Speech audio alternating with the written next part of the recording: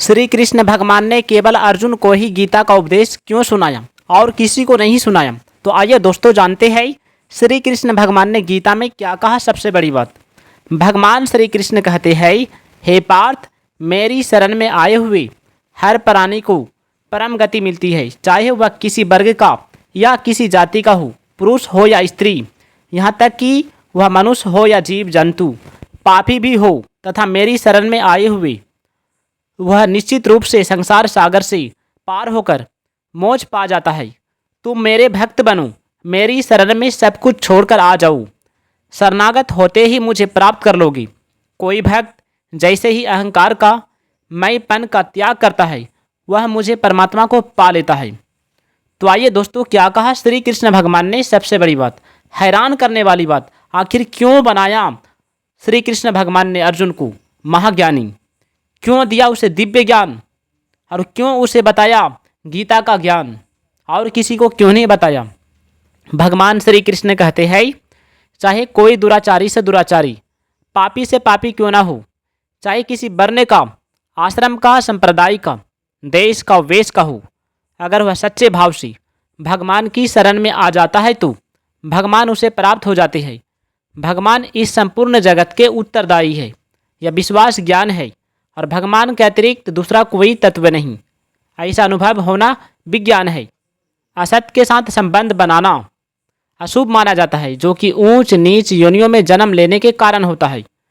परमात्मा का नाम, रूप, लीला, धाम, स्मरण, कीर्तन, जप, ध्यान, ज्ञान आदि सब पवित्र है और ये सभी प्राणी मात्र को पवित्र करने वाला है।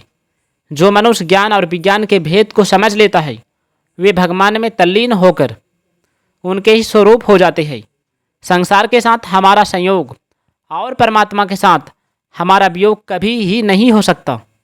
परमात्मा सभी योनियों में हमारे साथ रहते हैं, परंतु केवल मनुष्य योनि में ही परमात्मा को पहचाना जा सकता है, अन्य किसी योनि में नहीं। प्रकृति परमात्मा का ही एक विलक्षण शक्ति होता है। यह न तो परमात्मा से भिन्न है और न ही अभिन्न। अपने इस प्रकृति को स्वीकार करके परमात्मा महाप्रलय के बाद अपनी प्रकृति की मांग के अनुसार जीवों की रचना करते हैं। भगवान संसार की रचना प्रकृति को लेकर करते हैं और प्रकृति संसार की रचना भगवान के नेतृत्व में करती है। तो आइए दोस्तों, भगवान श्री कृष्ण ने अब अर्जुन के बारे में क्या कहा। भगवान श्री कृष्ण कहते हैं कि अर्जुन, मेरा दीन मान रात भर चिंतन करते रहता है और कोई ऐसा प्राणी नहीं जो कि इस तरह मेरा ध्यान करता है। इसलिए श्री कृष्ण भगवान ने अर्जुन को गीता का उपदेश सुनाया। और भी बहुत सारा बात है दोस्तों, आइए जानते हैं। भगवान श्री कृष्ण कहते हैं कि जो लोग भगवान को भूलकर केवल भोग और आनंद में फंसे रहते हैं, वे मूर्ख होते हैं। उनका जीवन व्यर्थ चला जाता है, उनका बुरा अंत निश्चित हो जाता है। सांसारिक क्रियाओं में फंसे लोगों को कभी तृप्ति नहीं मिलती। तृप्ति केवल परमात्मा के अर्पण से ही प्राप्त हो सकती है। मनुष्य के पास जो कुछ सुख सुविधाएं हैं, भोग आनंद की सामग्री है, वह परमात्मा के रूप में मौजूद विशाल संसार की सेवा के लिए है, लेकिन लोग इसे अपना मानकर भोगते हैं और मालिक की बजाय इनके गुलाम हो जाते हैं। इस सामग्री के खोने पाने को वे अपना खोना पाना या बनना बिगड़ना मानने लगता है। यही उनके विनाश का कारण है। जब मनुष्य स्वयं को भगवान के प्रति समर्पित कर देता है, तो चाहे कैसी भी प्रतिकूल या अनुकूल परिस्थिति आए, वह सब भगवान की दया और कृपा में बदल जाती है। जैसे दोस्तों, बच्चों को सुधारने के लिए माँ उसे अनुशासन का पाठ सिखाती है, ठीक वैसे ही मनुष्य को सही मार्ग पर चलाने के लिए परमात्मा उसकी समय समय पर परीक्षा लेते रहता है। विषमता भगवान में नहीं, प्राणियों में मौजूद होता है। इसी कारण वे भगवान से दूर हो जाते हैं। जाति और आचरण को लेकर व्यक्ति को परमात्मा की ओर से निराश नहीं होना चाहिए, क्योंकि जाति और आचरण नष्ट होने वाला तथा बनावटी होता है, पर भगवान के साथ व्यक्ति का संबंध नित्य तथा वास्तविक होता है। संसार के लोग बाहरी आवरण से प्रभावित होते हैं, जबकि परमात्मा भीतरी भाव से होते हैं।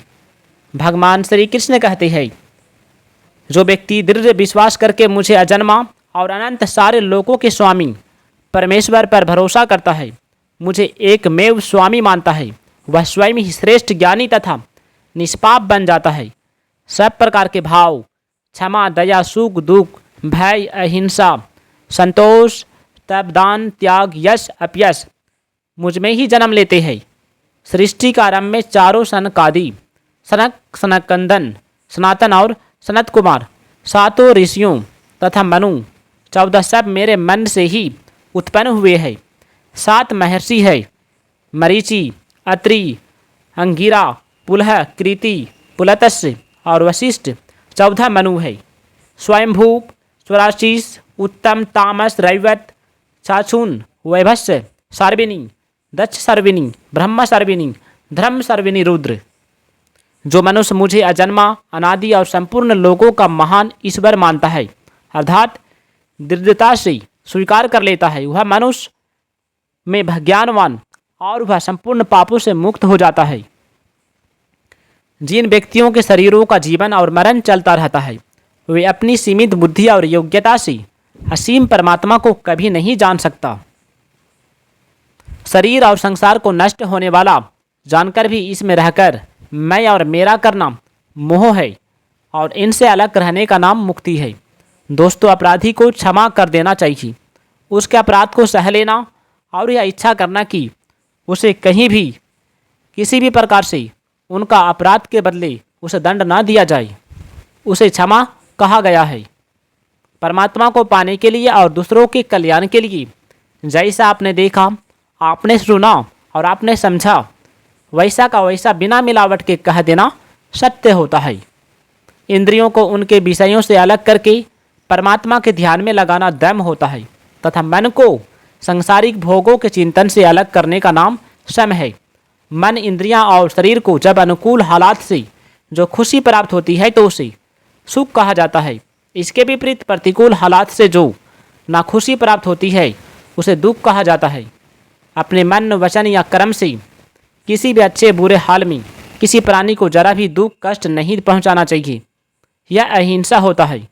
जीवन के हालात चाहे बुरे हो या अच्छे, मन को हर हाल में शांत रहने का नाम समता होता है। मांगने से कम मिले, ज़्यादा मिले या बिल्कुल नहीं मिले, तभी विचलित नहीं होना चाहिए। मन को शांत रखना चाहिए। कर्तव्य पालन के रास्ते में चाहे कितने भी कष्ट आएं, मुसीबत आएं, सबको हंसते हंसते सहने का नाम तप है। अपनी कमाई में से बिना फल की आशा और अहंकार के कुछ हिस्सा जरूरतमंद को देने का नाम दान है।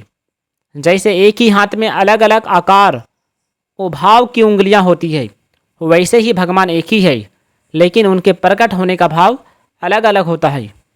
सनक, सनंदन, सनातन और सनत कुमार ये सभी सनकादि ऋषि कहलाते हैं और चारों सदैव 5 वर्ष की आयु के बालक के रूप में रहते हैं। ब्रह्मा जी के एक दिन कल्प में 14 मनु होते हैं। ये 14 मनु है शंभु, चौराशीष, उत्तम, तामस, रैवत। भगवान श्री कृष्ण कहते हैं कि वायु से सब चीज़ें पवित्र होती है, वायु से ही निरोगता आती है। इसे परमात्मा का ही रूप समझना चाहिए। जो मनुष्य ओम एक अक्षर प्रणव को भूलकर भगवान का स्मरण करके शरीर को छोड़ता है, उसे मोक्ष की प्राप्ति होता है। दोस्तों, पर्वतों में हिमालय, नदियों में गंगा और वृक्षों में पीपल सर्वश्रेष्ठ है। हाथियों में ऐरावत, अस्त्र शस्त्रों में वज्र, गायों में कामधेनु और सर्पों में वासुकी श्रेष्ठ होता है।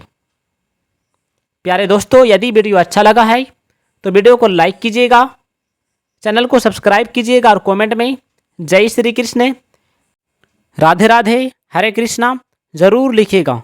तब तक के लिए आप लोग खुश रहिए। धन्यवाद।